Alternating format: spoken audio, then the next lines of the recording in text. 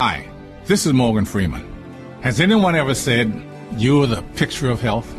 You look healthy and you feel fine. But that may not be the full picture.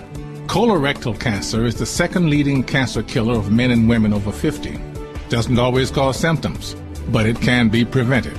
Get screened. Make sure you are the picture of health. A message from the U.S. Department of Health and Human Services and the Centers for Disease Control and Prevention.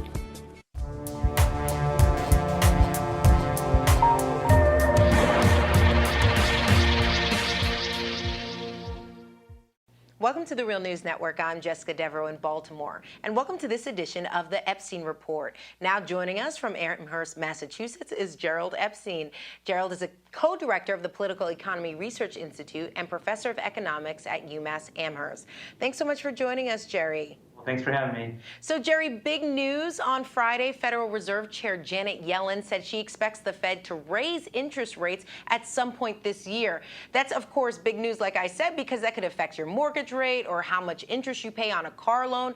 So for you, considering the Fed hasn't raised the rates in nearly a decade, do you think this is the right move for the Fed to be making?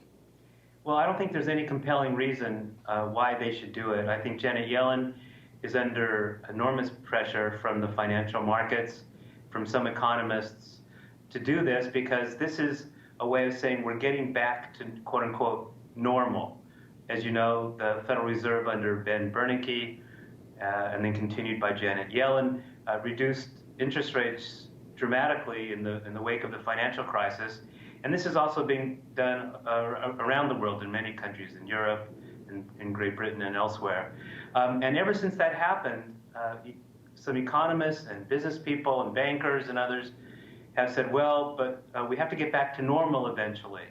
And so I think Janet Yellen and the Fed is under a lot of pressure to do that. The problem is that raising interest rates, it's hard to see how that's going to help the economy. For one thing, we don't have much inflation now,